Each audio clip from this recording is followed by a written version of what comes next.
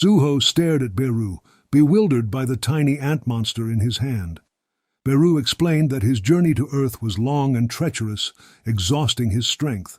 Without his master nearby to recharge, he couldn't return. Suho, seeing Beru now small and light like a stuffed doll, picked him up easily.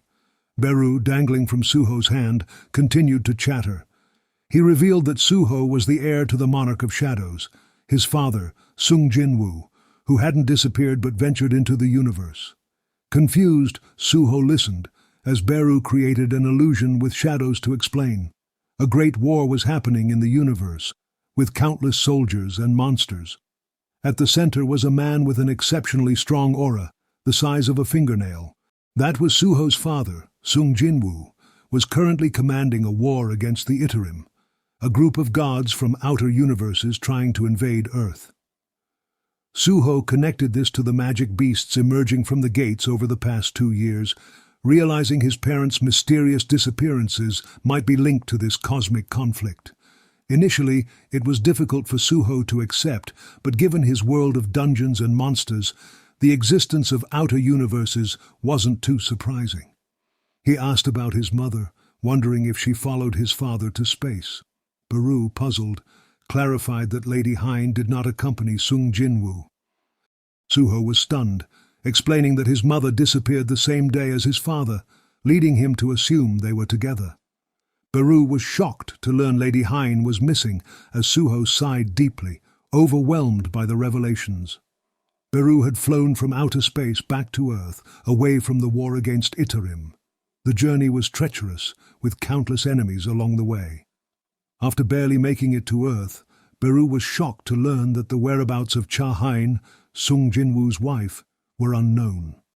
Beru was determined to find her, believing Itarim's followers on Earth were responsible.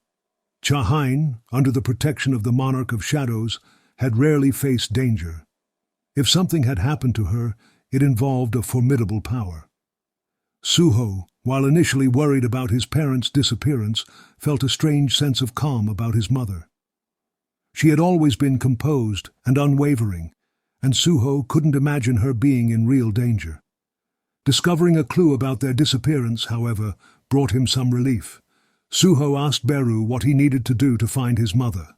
Beru, still hanging from Suho's hand, firmly stated that Suho needed to become as strong as possible to save Lady Hein. Due to the ongoing war, Suho's father wouldn't be able to come to Earth for a while. Beru emphasized that Suho, the young monarch, was the only one who could save her. But currently he was weaker than an ant larva, a comment that slightly hurt Suho. Beru dispelled the shadow images and flew up into the sky, pointing under Suho's foot. At that moment, a message window appeared before Suho, announcing a new quest, the Shadow's Trial. To bear the great power of the Monarch of Shadows, Suho had to prove his worthiness by entering the Shadow Dungeon. Seeing the quest window, Suho recalled the Shadow Dungeon key that Beru had given him in his dream. As Suho focused, a translucent inventory window appeared before him, displaying the key. Suho was amazed by the system, noting how it felt like a real game. The dreams during his childhood had been a tutorial, but now, with added functions, everything felt immersive. He took out the key to the Shadow Dungeon, and an information window appeared, explaining that the key could be used on his shadow. Suho knelt and gently held the key over his shadow, surprised as it went into the shadow. Beru encouraged him to enter the dungeon and reclaim his power as the young monarch. Suho changed out of his patient gown into his own clothes, tying his shoelaces with determination. He looked at his shadow, ready to proceed. Beru, though out of power, promised to assist him. Suho pushed the key into the shadow again, and a prompt appeared, asking if he wanted to enter the Shadow Dungeon. He hesitated briefly before confirming his decision.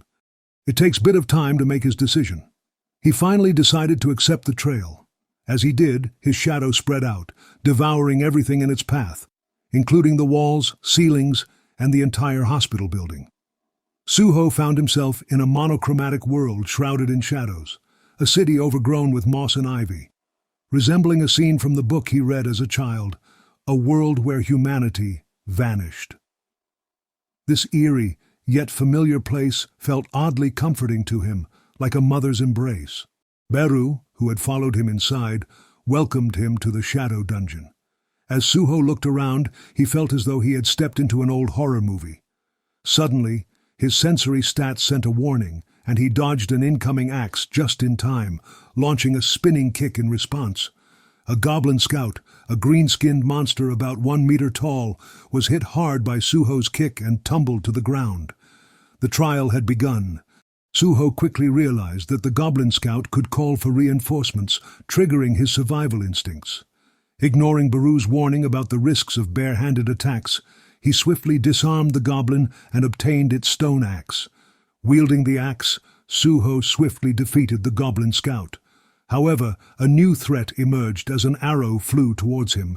Instinctively, Suho used ruler's authority to stop the arrow mid-air, surprising Beru with the awakening of his old power. Beru, recalling Suho's extraordinary abilities from childhood, felt elated. The battle had only just begun, and Suho was rediscovering the powers he once possessed.